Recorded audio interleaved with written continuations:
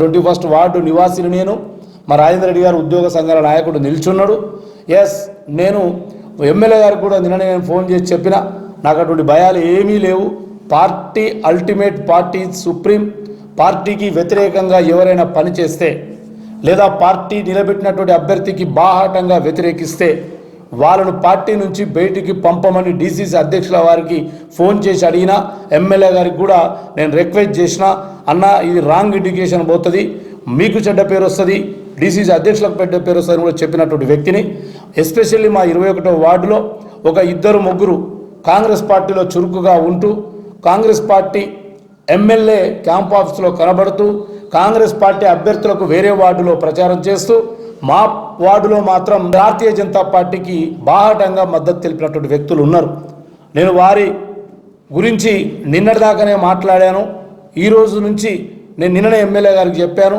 మరి అక్కడ ఒక డివిజన్లో నిలబడ్డటువంటి కార్పొరేటర్ అభ్యర్థి మరి వాళ్ళ గురించి ఫిర్యాదు చేస్తాడా లేదా అనేది నేను తదుపరి సమావేశంలో మీకు చెప్తా. డెఫినెట్లీ ఫిర్యాదు చేయాలి. ఎందుకంటే పార్టీకి కన్సర్న్డ్ కాని వ్యక్తి ఇండివిజువల్గా కన్సర్న్డ్ అయ్యి మేము ఇలా ప్రధానంగా ఢీకొంటున్నది భారతీయ జనతా పార్టీతో. భారతీయ జనతా పార్టీ పైన మా రాహుల్ గాంధీ గారు 24/7 పోరాటం చేస్తూనే ఉన్నారు దేశవ్యాప్తంగా.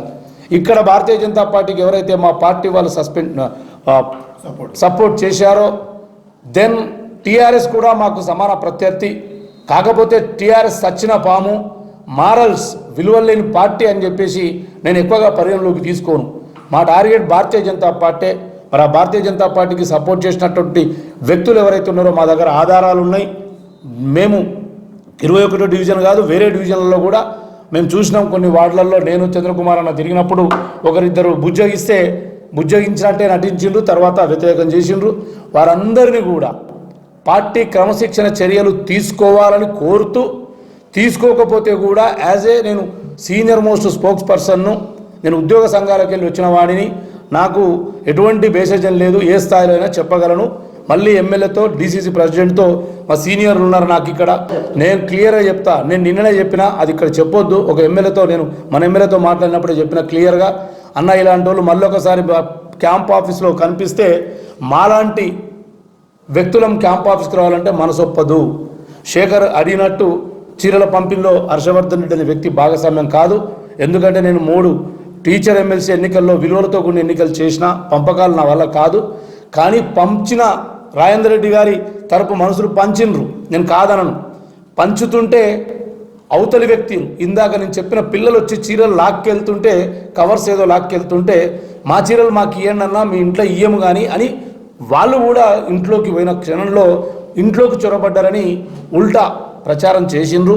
అక్కడ పిల్లల్ని కొడుతున్నారని తెలిసి నేను పరిగెత్తికెళ్ళినా. ఎందుకంటే నా పిల్లలు నా కాంగ్రెస్ పార్టీ కోసం కష్టపడే పిల్లల మీద చేయి పడితే నేను ఇంట్లో ఉండి నేను ఏదో పెద్ద లీడర్ అని ఫీల్ అయ్యే వ్యక్తిని కాదు. నేను పరిగెత్తికెళ్ళినప్పుడు అక్కడ ఆర్గ్యుమెంట్ అవుతుంది నాకు వాళ్ళకు. అరే బాబు నువ్వు ఆయన కూడా ఒక జర్నలిస్ట్ అంట, బాబు నువ్వు జర్నలిస్ట్ అంటే మాకు గౌరవము, నేను కూడా పీజీడీసీఏ చేసిన, నువ్వు జర్నలిస్టు అయితే చీరలు పంచింది నీ టీవీలో వేయి, టీవీ జర్నలిస్ట్ అయితే, పేపర్ అయితే పేపర్లో వేయి, ఎలక్షన్ కమిషన్కు కంప్లైంట్ ఇయ్యి, దెన్ ఇప్పుడు ఎమ్మనే కలెక్టర్ గారు కంప్లైంట్ ఇయ్యి, మేము దానికి అర్హత, ఈ పిల్లలకి ఏ శిక్ష అనుభవిస్తారని చెప్పిన. ఆ చెప్పడే క్రమంలో నా ఫోటో కూడా వచ్చి ఉండవచ్చు. నేను చీరలు పంచలేదు, పంచితే కూడా పంచుతానని చెప్తా, కానీ పంచడానికి నేను ఫుల్ వ్యతిరేకని. మీకు తెలుసు, నా గురించి తెలిసిన యావత్తు ప్రజానికానికి తెలుసు. పంచడమే తెలిసి ఉంటే నేను మొదటిసారి ఎమ్మెల్సీ అవుతుంటే, పంచడమే తెలిసి ఉంటే దానికి వ్యతిరేకం నేను. కాబట్టి పార్టీ పరంగా పనిచేయని వ్యక్తులు ఎవరైనా సరే, ఇవాళ పార్టీకి సంబంధం లేని వ్యక్తులు మేము కాంగ్రెస్ పార్టీ అని చెప్పి కాంగ్రెస్ పార్టీ లైన్లో పనిచేస్తున్నామని చెప్పుకుంటూ కాంగ్రెస్ అభ్యర్థులకు వ్యతిరేకంగా చేసిండ్రు. నేను గౌరవ ఎమ్మెల్యే గారి దృష్టికి, పీసీసీ ప్రెసిడెంట్ కూడా నా రిపోర్టు నేను ఇస్తున్నా. ఒకవేళ నేను రిపోర్ట్ ఇచ్చినాక, ఇంతమంది రిపోర్ట్ ఇచ్చినాక కూడా వీళ్ళు చర్యలు తీసుకోకపోతే అప్పుడు నేనేందో కూడా నా పార్టీలో నేను చూపిస్తాను. నాకు అటు ఏ భయం లేదు, భక్తే ఉంది పార్టీ పైన. మీడియాకు చెప్పడానికి నేను భయపడను. ఆ 2-3 వ్యక్తుల గురించి కార్పొరేటర్గా ఎవరైతే పోటీ చేశారో వారు ఒక రిపోర్ట్ తయారు చేస్తున్నారు. వారు కంటెస్టెడ్ క్యాండిడేట్ కాబట్టి వారికంటే ముందు నేను చెప్పడం సబబు కాదు. నేనేమంటున్నానంటే పార్టీ టికెట్ ఆశించి రెబలేషన్ వాళ్ళు పోటీ చేయడంలో తప్పులేదు. ఇది డెమోక్రాటిక్ కంట్రీ. నేను వాళ్ళని తప్పు పట్టాను. వాడు శత్రువు అని మనకు కనబడుతుంది.